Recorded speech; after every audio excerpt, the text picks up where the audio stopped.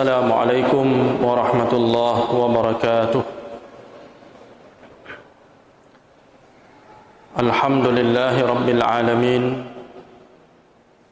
Wassalatu wassalamu ala ashrafil anbiya'i wal mursalin wa ala alihi wa sahbihi wa man ihtada bihadihi wastanna bisunnatihi ila yaumiddin. Amma ba'd. Kaum muslimin wal muslimat yang dirahmati Allah Subhanahu wa taala, insyaallah pada malam yang mulia ini kita akan kembali melanjutkan kisah dan sirah kehidupan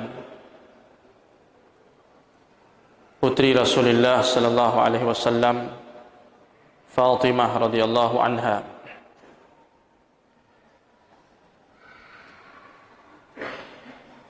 Pada pertemuan yang lalu kita sudah membahas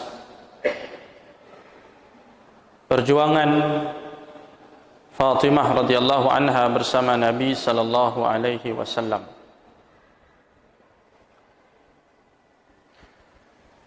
Beliau berjuang bersama Rasulullah sallallahu alaihi wasallam terutama pada periode Mekah, periode yang paling sulit dihadapi oleh kaum muslimin karena pertentangan dan permusuhan yang luar biasa yang digencarkan oleh kaum musyrikin Makkah untuk menghambat dakwah Islam. Segala upaya mereka lakukan untuk menghalangi Nabi sallallahu alaihi wasallam dalam menyampaikan Islam ini kepada masyarakat, kepada umat. Sehingga puncaknya itu adalah sebuah upaya pemboikotan, al-muqata'ah al-ammah, yang dilakukan oleh orang-orang musyrikin Mekah terhadap Nabi sallallahu alaihi wasallam, kemudian terhadap sahabat-sahabatnya, dan setiap orang yang mendukung atau mencoba untuk melindungi Nabi sallallahu alaihi wasallam dari kalangan Bani Hashim dan Bani Muttalib. Semuanya diboikot oleh orang musyrikin. Satu padu mereka memboikot kaum muslimin dan simpatisan-simpatisannya. Jadi yang diboikot itu tidak hanya Rasulullah dan orang-orang Islam, tapi orang-orang non-muslim pun waktu itu diboikot apabila mereka bersimpati kepada Nabi sallallahu alaihi wasallam dan mencoba untuk melindungi Nabi sallallahu alaihi wasallam. Karena Rasulullah ini sallallahu alaihi wasallam dilindungi oleh keluarganya, oleh Abu Talib dan orang-orang yang semisalnya dari kalangan Bani Hashim dan Bani Muttalib, meskipun mereka belum Islam. Jadi ada ghirah pada diri mereka. Mereka tidak ingin melihat saudara mereka yang ada hubungan nasab itu diperlakukan dengan tidak baik atau dizalimi. Mereka akan marah karena asabiyah, fanatisme orang Arab ini kuat sekali. Asalkan mereka satu suku, satu kabilah, satu marga, mereka kuat sekali membela anggota kabilahnya. Kalau sahabat Nabi membela Rasulullah karena panggilan iman, tapi kalau Abu Talib dan semisalnya membela Nabi itu karena panggilan asabiyah tadi, panggilan kesukuan, sama-sama satu kabilah, sama-sama sedarah, sehingga mereka tidak ingin Muhammad itu disakiti. Jadi orang-orang yang menyatakan simpati kepada Nabi pun diboikot oleh kalangan mayoritas kaum musyrikin Mekah pada waktu itu. Dan ini sudah pernah kita ceritakan ketika membahas tentang sirah kehidupan Khadijah radhiyallahu anha. Tapi tidak ada salahnya kita mengulang sedikit ya. Jadi pemboikotan itu luar biasa, hadirin sekalian, terjadi beberapa tahun. Dan dampaknya luar biasa. Penderitaan yang dialami oleh kaum muslimin. Artinya diboikot itu artinya orang Islam, orang musyrikin itu tidak mau melakukan transaksi apapun dengan orang Islam dan pendukungnya. Misalnya kalau mereka jualan, orang Islam yang beli mereka tidak jual. Mereka tidak menjual barang dagangannya kepada orang Islam. Sepakat itu. Pedagang-pedagang di Mekah tidak akan menjual dagangan mereka kepada orang Islam.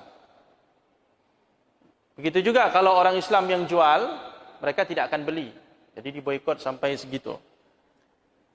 Kemudian putus hubungan perkawinan dan perbesanan. Mereka tidak akan menikahkan putra-putri mereka dengan orang Islam ataupun orang yang mendukung orang Islam. Dan mereka tidak akan menerima pinangan dari kaum muslimin dan pendukungnya.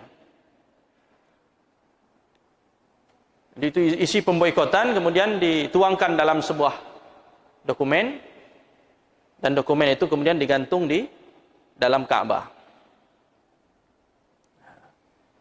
Sehingga kaum muslimin yang diboikot dan para pendukungnya itu mengalami kesulitan yang luar biasa. Yang sudah jelas mereka kekurangan makanan.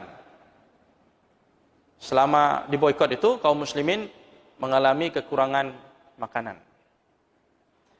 Jadi bisa kita bayangkan bayi-bayi, anak-anak kecil yang ikut dalam rombongan itu, rombongan yang diboikot oleh kaum musyrikin itu mengalami kelaparan yang luar biasa, menangis ya, karena lapar. Ketika ada seorang sahabat Nabi sallallahu alaihi wasallam datang ingin membeli makanan kepada orang-orang musyrikin itu di pasar, tiba-tiba datang Abu Lahab. Ini salah satu kisahnya. Sekelumit kisah tentang pemboikotan itu. Dan seorang sahabat datang ingin membeli makanan. Ketika terjadi dialog antara sahabat tadi dengan si penjual, tiba-tiba datang Abu Lahab. Abu Lahab merusak transaksi itu, merusak kesepakatan itu. Kata Abu Lahab, wahai para pedagang sekalian, naikkanlah harga barang kalian ketika kalian menjualnya kepada sahabat-sahabat Muhammad, pengikut-pengikut Muhammad, sehingga mereka tidak mampu membelinya. Di harga makanan itu dinaikkan sampai 10 kali lipat, sehingga orang yang ingin membelinya tidak cukup uang untuk membelinya. Kemudian kata Abu Lahab, saya akan memberikan jaminan kepada kalian. Kepada para pedagang ini Abu Lahab mengatakan, saya yang akan memberikan ganti rugi kepada kalian. Karena barang tadi tidak dijual kepada kaum muslimin, otomatis mereka kan barangnya tidak laku atau kurang. Penjualannya kurang. Abu Lahab yang menjamin bahwa dia yang akan memberi barang-barang itu dengan harga yang tinggi. Jadi kalau tadi dijual kepada orang Islam dengan harga 10 kali lipat, jangan jual kepada mereka, saya yang akan membelinya dengan harga yang lebih mahal lagi. Jadi itu luar biasa perjuangan Abu Lahab. Tapi perjuangan lil batil. Jadi dia korbankan hartanya untuk menghalangi manusia dari jalan Allah, untuk memusuhi agama Allah. Dan dia pun dengan istrinya sama itu, Ummu Jamil, bahkan menginfakkan atau mengorbankan perhiasan-perhiasan miliknya untuk memusuhi kaum muslimin, memusuhi Allah dan Rasulnya. Jadi begitu dermawannya Abu Lahab dan istrinya untuk menghalangi manusia dari jalan Allah, untuk memboikot kaum muslimin. Makanya dalam Al-Quran itu satu surat khusus tentang Abu Lahab. Tabbat yada Abi Lahabi wa tab, bersama istri-istrinya. Bayangkan sejahat-jahat Abu Jahal, tidak ada surat namanya Abu Jahal. Paling sifat-sifat Abu Jahal ada dalam itu. Tapi Abu Lahab namanya terang di situ. Menjadi surah Al-Quran, salah satu surah dalam Al-Quran. Dan kita disuruh melaknatnya sampai hari kiamat. Dan siapa yang melaknatnya dapat pahala. Siapa baca Quran satu huruf kan dapat 10 pahala. Tabbat yada Abi Lahabi wa tab. Coba Bapak Ibu hitung berapa huruf dalam surah Tabbat yada itu. Kali 10 itu minimal. Di luar biasa perlakuan Allah kepada Abu Lahab. Melaknatnya mendapat pahala. Tabbat yada Abi Lahabi wa tab. Celaka kedua tangan Abu Lahab. Seluruhnya celaka. Itu hanya bentuk majaz saja. Jadi Abu Lahab itu sosok yang dilaknat. Sosok yang celaka sama istrinya sampai hari kiamat. Dan kita yang melaknatnya mendapat pahala di sisi Allah Subhanahu wa taala. Begitu Allah menghinakan dia di dunia dan di akhirat. Kenapa? Karena permusuhannya luar biasa. Bayangkan hadirin yang dimuliakan Allah, seharusnya dalam pemboikotan itu Abu Lahab ikut bersama Rasulullah. Karena Abu Lahab paman Nabi dan berasal dari Bani Hashim. Yang lain sudah pada ikut. Ketika Nabi diboikot, Bani Hashim yang lain yang belum Islam pun ikut membela Nabi SAW. Bahkan Nabi tidak dibiarkan tidur sendirian. Kalau Nabi tidur malam itu, Nabi ditaruh di tengah. Dijaga oleh paman-pamannya, oleh keponakannya, oleh sepupunya yang berasal dari satu kabilah dengan Nabi. Dijaga Nabi SAW. Walaupun yang jaga itu bukan Islam. Dari Bani Hashim, satu-satunya orang yang menyeleweng, tidak mengikuti kebijakan dari kabilahnya adalah Abu Lahab. Padahal hubungannya dengan Rasulullah dekat sekali, paman langsung. Paman Nabi SAW. Dia lebih berpihak kepada mayoritas kaum musyrikin yang memboikot kaum muslimin. Tanpa ada rasa belas kasihan sedikit pun terhadap keponakannya sendiri. Pada anaknya sendiri. Keponakan itu kan anak. Sama seperti anak. Dia membela yang lain. Bahkan di antara orang-orang musyrikin yang memboikot, pada awalnya memboikot, beberapa waktu kemudian mereka merasa kasihan. Melihat penderitaan orang-orang Islam itu. Ada di antara orang-orang musyrikin yang merasa kasihan. Tidak tega melihat kaum muslimin dan Bani Hashim diboikot seperti itu. Bahkan ada di antara mereka diam-diam, secara diam-diam, supaya tidak diketahui oleh yang lain. Diam-diam, mereka melepaskan onta mereka. Jadi diambil onta, kemudian di atas tubuh onta itu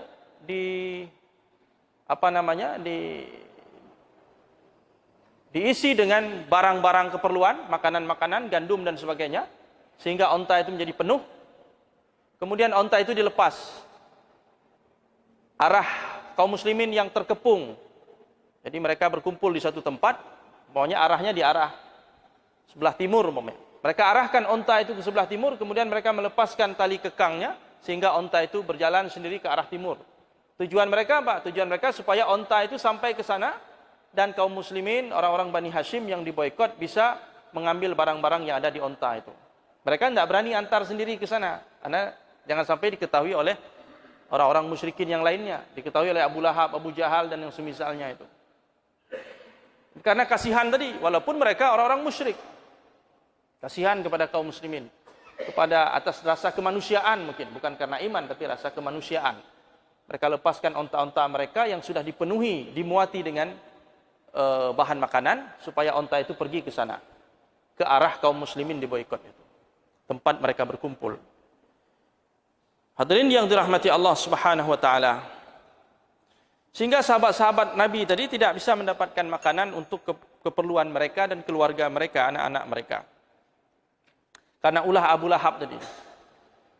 Setelah semuanya pulang, Abu Lahab datang menjumpai para pedagang tadi, pedagang makanan dan pakaian. Kemudian Abu Lahab menepati janjinya. Jadi barang-barang yang tidak terjual kepada kaum muslimin dibeli oleh Abu Lahab dengan harga yang tinggi.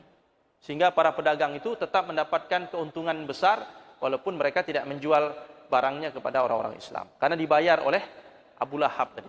Luar biasa. Semangat Abu Lahab untuk memusuhi Allah dan Rasulnya. Sehingga Allah balas di dunia dan di akhirat perbuatannya itu. Sa'ad bin Abi Waqqas, salah seorang sahabat Nabi yang ikut dalam pemboikotan itu, termasuk yang diboikot, beliau pernah bercerita, suatu malam aku keluar untuk buang air kecil. Tiba-tiba ketika dia sedang buang air itu, terdengar suara suara air yang menyentuh seperti batu. Waktu kita kencing itu, suara kalau menyentuh tanah beda suaranya, kalau menyentuh papan beda, menyentuh batu beda. Artinya terdengar suara, seperti ada benda keras di bawah itu. Ternyata setelah dia lihat, dia sedang buang air, dan air seninya itu mengenai sebuah benda. Dia lihat benda itu apa? Ternyata benda itu adalah kulit onta yang sudah kering. Kulit onta yang sudah tidak dipakai lagi, sudah kering, pokoknya suara itu tadi. Air kena kulit onta yang kering. Akhirnya karena dia lapar tadi, apa dia? Dia ambil kulit itu. Dia ambil, dia cuci. Kulit itu dicuci, kemudian dibakar, dan dilunakkan dengan air. Karena tadi sudah keras seperti kayu, kemudian dilunakkan dengan air, kemudian dibakar, dan dia makan kulit tersebut selama 3 hari 3 malam. Kulit yang sudah terbuang jadi bahan makanan, cukup untuk 3 hari 3 malam. Itu salah satu kisah yang diceritakan oleh Sa'ad bin Abi Waqqas, sahabat Nabi sallallahu alaihi wasallam, ketika masa pemboikotan itu. Begitu susahnya mencari makanan. Bukan tidak ada uang ada, tapi tidak ada yang mau menjual makanan. Bahkan pedagang-pedagang yang datang dari luar, sebelum sampai ke Mekah sudah dihadang oleh Abu Jahal dan Abu Lahab dan semisalnya itu, untuk tidak menjual barang mereka kepada kaum muslimin. Tidak mungkin mereka makan dinar dirham. Akhirnya seperti itu. Luar biasa ya perlakuan mereka terhadap kaum muslimin. Dan kesulitan yang seperti ini dihadapi oleh Nabi sallallahu alaihi wasallam bersama para sahabatnya. Di situ ada Fatimah radhiyallahu anha. Karena Fatimah ini selalu bersama Nabi, bersama ibundanya, bersama sahabat-sahabat Rasulullah sallallahu alaihi wasallam. Jadi dia merasakan penderitaan itu. Di masalah lapar dia sudah biasa menahan lapar. Karena dia hidup bersama Rasulullah, seorang pejuang, maka dia harus juga siap menjadi seorang pejuang. Ya. Menahan penderitaan yang sedemikian rupa. Sampai disebutkan dalam sejarah itu, peristiwa pemboikotan tadi telah berefek kepada kesehatan Fatimah radhiyallahu anha. Ya, dia sering sakit sejak peristiwa itu. Karena memang kekurangan makan, kurang gizi dan sebagainya, sehingga kesehatannya terganggu. Tapi semua itu dilalui dengan penuh kesabaran. Tidak ada yang bisa mengikat hati mereka kecuali iman kepada Allah tadi. Iman kepada Allah dan Rasulnya, cinta kepada Allah dan Rasulnya, inilah yang membuat mereka tegar, teguh di atas perjuangan itu. Sampai akhirnya datang pertolongan dari Allah Subhanahu wa ta'ala.